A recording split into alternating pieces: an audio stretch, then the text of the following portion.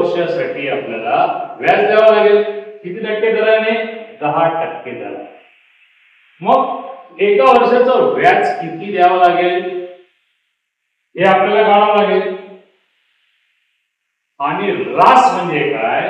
तर रास म्हणजे friends, welcome to my academy YouTube channel.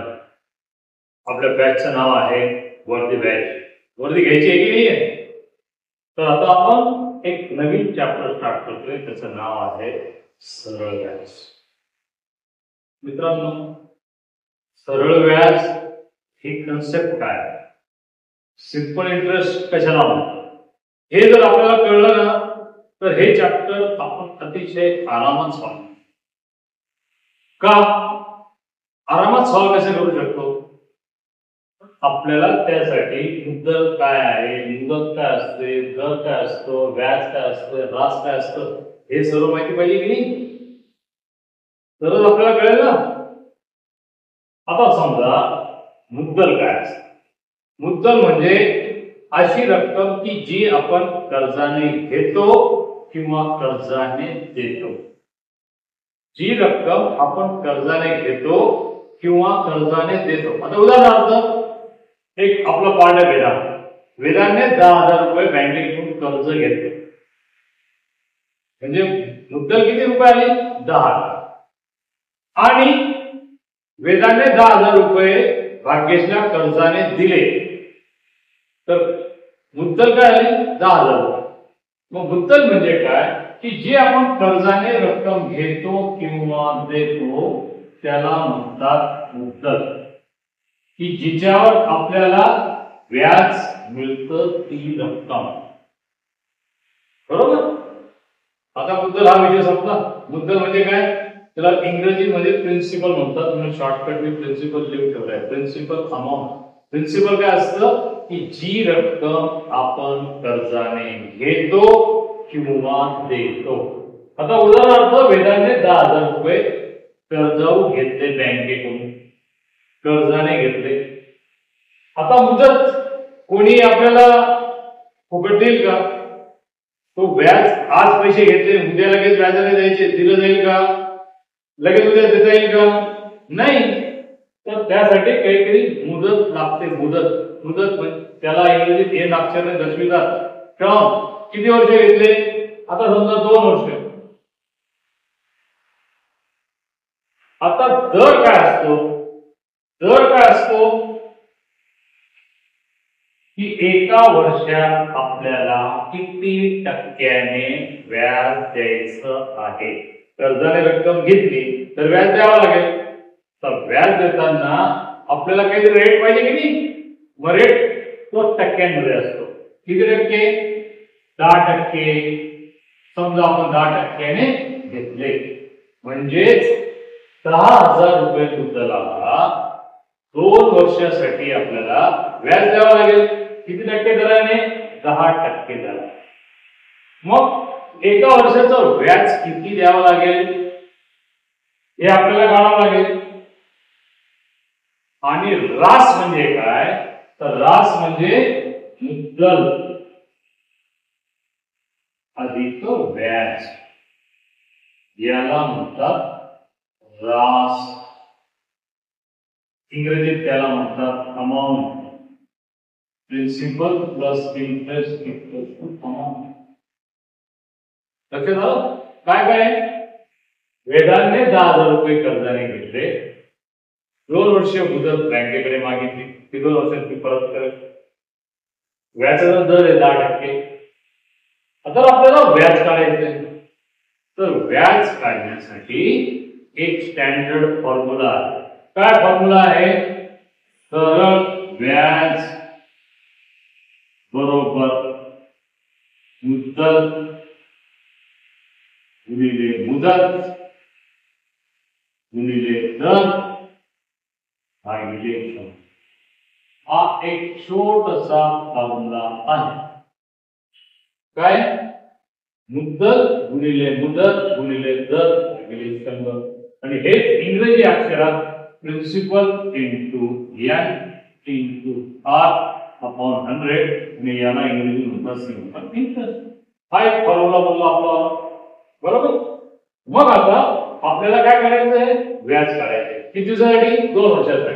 चला, प्रिन्सिपल मुद्दल 10,000 रुपये, मुदत 2 वर्षासाठी, तर 10%, हे 100 काय आहे, हे 10%, बरोबर. आणि जे येईल ते आपलं काय येईल, सरळ व्याज, सिंपल इंटरेस्ट किंवा सरळ व्याज. तर आता आपल्याला काय करायचंय, हे सोडवायचंय. आता बघा, हा 100 ने भागिताना हा 0 गेला, हा 0 गेला, हा 0 गेला, हा 0 गेला. आता किती, 1000 गुणिले 2, 2000. 2000 रुपये काय आलं, तुझं आलं व्याज. कोणतं व्याज आलं, सरळ व्याज. 2000 रुपये सरळ व्याज आलं. आता हे व्याज आपलं आलं 2000 रुपये. आपण 2 वर्षात त्या बँकेला किती व्याज देणार आहे, 2000 रुपये. आता रास म्हणजे काय, रास म्हणजे काय, मुद्दल आणि व्याज. मुद्दल किती आहे, 10,000, व्याज किती आहे, 2000, म्हणजे रास किती आली आपली, 12,000. रास किती आली, 12. आता आपण काय काय शिकलो याच्यामध्ये, मुद्दल जी रक्कम कर्जाने घेतो किंवा देतो, मुदत किती वर्षासाठी आपण ती रक्कम कर्जाने घेतली, दर टक्क्यांमध्ये असतो, 2%, 5%, 10%. इथे किती टक्क्याने घेतले वेदांते, 10%. व्याज किती रुपये आलं, या फॉर्म्युल्यानुसार आपण हा फॉर्म्युला जो फॉलो केला, जो सरळ व्याज काढण्याचा आहे, त्यानुसार किती आलं, 2000 रुपये. आणि रास म्हणजे काय, अमाऊंट, मुद्दल अधिक व्याज. मुद्दल आपली 10,000 रुपये, व्याज झालं 2000 रुपये, आणि टोटल आपण किती रुपये देतोय बँकेला, 10,000च्या बदल्यात 12,000. 10,000च्या बदल्यात 12,000. हा जो फॉर्म्युला आहे ना, हा फॉर्म्युला आपल्याला लक्षात ठेवायचा आहे, प्रॅक्टिस करायची आहे. आणि प्रॅक्टिस नंतर काही दिवसांनी तो फॉर्म्युला आपल्याला विसरू जरी गेलो तरी आपल्याला काढता येईल, त्याचं टेन्शन नाही घ्यायचं. पण आता बघा, हे 2000 रुपये आले कसे, 10,000 रुपये 2%, 2 वर्षासाठी 10%ने काढले. हा भागाकार आपल्याला आला पाहिजे. हा एक 0 गेला, हा एक 0, हा एक 0 गेला, हा एक 0 गेला. इकडे उरले 1000 × 2, 2000. हे 2000 रुपये आपलं काय आलं, व्याज. 2000 रुपये काय आलं आपलं, व्याज. तर मित्रांनो, हा फॉर्म्युला तुमच्या लक्षात आला. इकडे मुद्दल, दर, व्याज हे सर्व दिलेलं आहे. तर आता आपण काय करणार आहोत, हे प्रत्येकावर प्रॉब्लेम घेणार. तुम्हाला मुद्दल दिली असेल, मुदत दिली असेल, दर दिला नसेल, व्याज दिला असेल, त्यातील पैकी एक गोष्ट दिलेली नसेल तरीही आपल्याला व्याज काढता येतं, मुद्दल काढता येते. फक्त हा फॉर्म्युला आपल्या डोक्यात लक्षात ठेवा. मित्रांनो बघा, आताच आपण प्रॉब्लेम पाहिला होता की तिथं मुद्दल दर दिला होता आणि व्याज काढायचे. पण प्रत्येक वेळेस असा प्रॉब्लेम विचारतील का, नाही. आता त्यांनी काय केलं, मुद्दल 10,000 दिली, मुदत नाही दिली, दर 10% दिलाय आणि व्याज 2000 रुपये दिले. आता आपल्याला काय करायचंय, मुद्दत काढायची. काय काढायची, मुद्दत. एन फॉर्म्युला तोच आहे आपला, मुद्दल मुदत दर, मुद्दल गुणिले मुदत गुणिले दर लागेल 100, सरळ. आता बघा काय करायचंय, ज्या गोष्टी दिल्या आहे ना त्या गोष्टी लिहा. पहिले 10,000 रुपये दिलेले आहेत, मुदत दिलेली आहे तर तिला एन जे आहे ते तसंच ठेवा. आणि आपल्याला काय दिले, त्याने दर दिलाय 10%, व्याज दिले 2000. बघा सरळ व्याज काय दिलेलं आहे, 2000. आपल्याला सरळ व्याज दिले, तुम्हाला समजायला नाही, बरोबर. आता काय दिलेलं आहे, 2000 रुपये व्याज देऊन टाकलेले आणि आपल्याला मुदत काढायला सांगितलं. मग अशा वेळेस आपण काय करायचं, अशा वेळेस आपण काय करायचं, पहिले इथं गुणाकार भागाकार काय ते करून टाका. हा गेला, उरले किती 1000. इकडे काय 1000 गुणिले हे निवड उरलेला आहे आणि इकडे आहे 2000 रुपये. तर 1000 गुणिले इकडे त्यांना डिवाइडेड होतील आणि इकडे फक्त 10 राहील 10 आणि हा 2000 रुपये अपॉन 1000.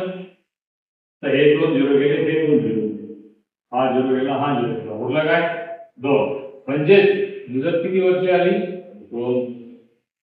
मुदत किती वर्षे आली 2 वर्ष.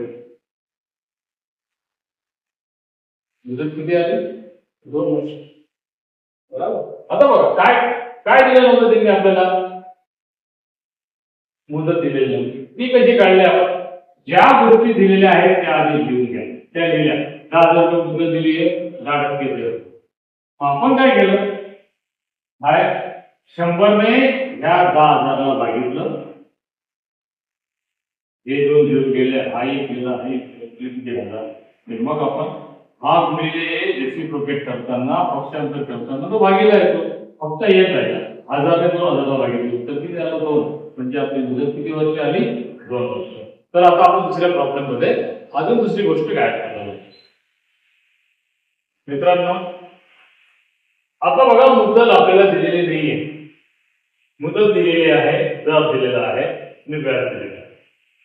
आपला फॉर्म्युला काय सांगतो, मुद्दल गुणिले मुदत गुणिले दर भागिले 100 आणि ह्याचे जे कॅल्क्युलेशनचा आन्सर काय येईल, सरळ व्याज. आता बघा आपल्याला ज्या गोष्टी दिल्या आहेत त्या बरोबर, पी मुद्दल दिली आहे का नाही दिली, तर आपण तो पी ॲज इट इज, मुदत 2 वर्ष, दर 10% आणि व्याज दिलेलं आपल्याला 2000. आता बघा तर आपल्याला दिलेले नाही पण दर दिलेला आहे, मुदत दिलेली आहे आणि व्याज दिलेलं आहे. अशा वेळेला काय करायचं, पी शक्यतो इकडचे डिव्हिजन मल्टिप्लिकेशन आधी करून घ्या.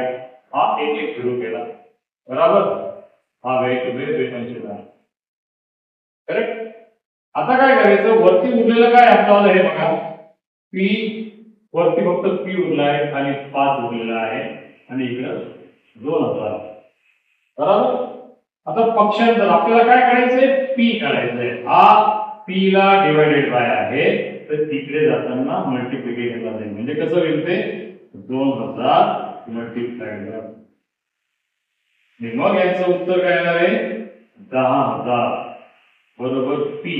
पी म्हणजे मुद्दल, पी म्हणजे काय मुद्दल. आपली मुद्दल किती आली 10,000. किती आली आपली मुद्दल 10,000 आली की नाही. बघा आता काय आलं आपल्याला, मुद्दल 10,000 मिळाली, मुदत 2 वर्ष होती, दर 10% आणि सरळ व्याज 2000 रुपये. तोच प्रॉब्लेम, एकच प्रॉब्लेम वेगळ्या पद्धतीने कसा विचारला जातो. आता बघा आपण काय करणार आहोत, आता पुढच्या प्रॉब्लेम मध्ये आपल्याला दर कॅन्सल करून घ्यायचं, मग पुन्हा प्रॉब्लेम सॉल्व्ह करायचा आहे. आणि तेही आपल्याला जमलं तर सिंपल इंटरेस्टवर आपली कमांड आली म्हणून समजा. तर मित्रांनो आता आपण काय बघणार आहोत, व्याज दर नाहीये आणि बाकी गोष्टी आहेत तरी आपण सॉल्व्ह करू. मित्रांनो आता बघा मुदत दिलेली आहे, मुदत दिलेली आहे, आपल्याला दर दिलेला नाहीये, दर काढायचा आहे आणि व्याज दिलेला आपल्याला 2000. मग तरीही आपल्याला दर काढता येईल का, अरे भैया त्याच्यावर हा फॉर्म्युला आहे ना, त्याला सगळं काढता. आता कसं काढायचं ते आता बघा कसं काढायचं. मी तुम्हाला काय सांगितलं, जे फॉर्म्युला ज्या गोष्टी दिल्या आहेत त्या आधी टाका, त्या आधी टाका. काय टाकायचं आपल्याला, मुद्दल किती आहे 10,000 रुपये, बरोबर. मुदत 2 वर्ष, रेट दिलेला नाहीये, अपॉन 100 आणि इकडे जे येईल ते काय येईल सरळ व्याज. हा फॉर्म्युला आपला आहे, मुद्दल गुणिले मुदत गुणिले दर भागिले 100. तर आता बघा आपल्याला काय करायचंय रेट. तर आता इथे सरळ व्याज 2000 रुपये दिलेले ते आपण लिहिलं का नाही लिहिलंय ते आपण इथे लिहून घ्या. 2000 रुपये आपलं सरळ व्याज. आणि आता आपण प्रॉब्लेम सॉल्व्ह करू. काय सॉल्व्ह करू शकतो? 100 ने 10,000ला भागितलं वरती आलं 0. बरोबर. आता आपल्याला रेट काढायचा आहे. मी थोडीशी एक पोस्ट तुम्हाला पुढं एक स्टेप ड्रॉप करायचा प्रयत्न करूया. आता बघा 100 या आर ला मल्टिप्लिकेशनला आहे गुणिले इकडे येताना तो 100 भागिले पक्षांतर करताना हा 2 मल्टिप्लिकेशनला आहे इकडे येताना डिव्हिजनला आहे. म्हणजेच काय जो मल्टिप्लिकेशनला आर ला होता तो रेसिप्रोकेट किंवा पक्षांतर करताना तो भागीला जो 100 गुणिला होता तो भागीला. तर बघा हे 2 0 गेले हे 2 0 2 ने 20 डिवाइड केला 10. म्हणजेच आपला रेट काय आला? रेट काय आला? 10%. हा आपला रेट काय आला? 10. बरोबर. रेट काय आला? कळतंय ना? कळणारच कारण मी समजले तुम्हाला. मुद्दल गुणिले मुदत गुणिले दर दिलेल्या गोष्टी आधी त्याच्यात फिल करा आणि फिल केल्यानंतर रेसिप्रोकेट किंवा पक्षांतराच्या गोष्टी आपल्याला माहिती आहेत ना त्या माहिती करून घ्या. नसतील तर करून घ्या. हे बघा हा 2 आरला गुणिले इथे त्यांना भागिले झाला. हा 100 तिकडं आरला मल्टिप्लिकेशनला आहे इथे त्यांना डिव्हिजन आहे. आणि आपल्याला फक्त आर करायचंय. फक्त आर काढायचंय. म्हणून आपण आरला सोडून बाकी सगळ्या गोष्टी पक्षांतर करून टाकायच्या. जे आपला आन्सर आहे. आणि आता जसं एक स्टेप आपण गाईड करत गेलो. आता पुढच्या याच्यात ना आपल्याला रास दिलेली आहे आणि व्याज दिलेला आहे. त्यावरून मुद्दल काढायची आहे आणि आपल्याला रेट काढायचा आहे. किती रेट काढायचा आहे बघूया. ओके मित्रांनो आता आपल्याला दिलेली आहे रास आणि काढायची आहे. पण रास म्हणजे काय त्याचं आपल्याला आधी माहिती पाहिजे की मुद्दल अधिक व्याज. मुद्दल अधिक व्याज बरोबर रास. आता आपल्याला रास दिलेली 12,000 मुद्दल दिलेली नाहीये आणि व्याज दिलेला आहे 2,000. तर आपल्याला पक्षांतराचे नियम माहिती आहेत. पक्षांतराचे काय नियम आहेत? हे बरोबरचं चिन्ह आहे. इकडे प्लस आहे. हा इकडे पक्षांतर घेऊन गेला त्याची चिन्ह चेंज होतो मायनस. इकडे मायनस आहे इकडे जाताना होतो प्लस. इकडे मल्टिप्लिकेशनला आहे इकडे जाताना डिव्हिजन. इकडे डिव्हिजनला आहे इकडे येताना मल्टिप्लिकेशन. सेम चीज रिव्हर्स पण होते. म्हणजे इकडे मायनस आहे इकडे येताना प्लस. इकडे प्लस आहे बरोबर त्या चिन्ह इकडे येताना मायनस. इकडे डिव्हिजन आहे इकडे येताना मल्टिप्लिकेशन. इकडे मल्टिप्लिकेशन आहे इकडे येताना डिव्हिजन. हे 4 नियम तुमच्या लक्षात राहिले ना पक्षांतराचे तर तुम्हाला प्रॉब्लेम येणार नाही. आता बघा मित्रांनो हे 2,000 रुपये आपल्याला दिलेले आहेत आणि आपल्याला मुद्दल काढायचे. काय करायचं आपण? हा 2,000 इकडे प्लस आहे पक्षांतर करताना इकडे हे 12,000 मधून हे 2,000 रुपये मायनस करावे लागतील. मग आपल्याला मिळेल प्रिन्सिपल. दोघांमधून वजाबाकी केल्यावर आपल्याला आन्सर किती मिळणार? 10,000. 12,000 म्हणून 2,000 10,000 म्हणजे आपली मुद्दल किती आली? 10,000. बरोबर. तर आता हे सर्व प्रॉब्लेम्स आपले बरोबर आहेत की जे आपण लिहिलेलं आहे ते बरोबर आहे की नाही याला आपण एक काउंटर चेक करून बघू. त्याला मराठीमध्ये टाळा म्हणतात. तर हा टाळा कसा करायचा किंवा हे बरोबर आहे की नाही हे आपण फायनल कन्क्लुजन कसं करायचं ते आपण घेऊन पाहू. मुद्दल किती आहे? 10,000. मुदत किती आहे? 2 वर्ष. दर किती आहे? 10% आपण म्हणतो. आणि तुझे इथे आपलं काय सरळ व्याज 100 हा झिरो गेला हा झिरो किती आलं? 2,000 रुपये. हे काय आलं? सरळ व्याज आलं. हे टॅली झालं आपलं. आता रास म्हणजे काय? रास म्हणजे काय? मुद्दल अधिक व्याज. मुद्दल किती आहे? 2,000 रुपये. व्याज किती आहे? 2,000 रुपये. मुद्दल किती आहे? 10,000 रुपये. दोघं मिळून रास किती आहे? 12,000 रुपये.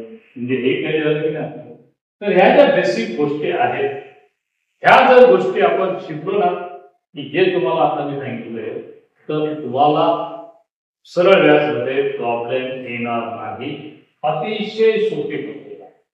पण तुम्हाला एक सरळ व्याजाची एक गोष्ट सांगतो की जी गोष्ट तुम्ही विसरायची कधीच नाही, कारण सरळ व्याज आणि आपल्याला पुढे चक्रवाढ व्याज घ्यायचं.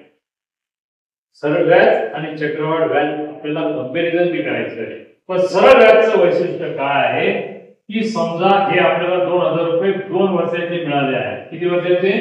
2 वर्ष. हे आपल्या 2 वर्षाचे मिळतात. म्हणजे दरवर्षी आपल्याला किती मिळतात? 1000 रुपये. तुम्ही कितीही वर्ष लक्षात ठेवा, जे व्याज मिळणारे तुम्हाला फक्त 1000 रुपये मिळणारे सरळ व्याज मध्ये.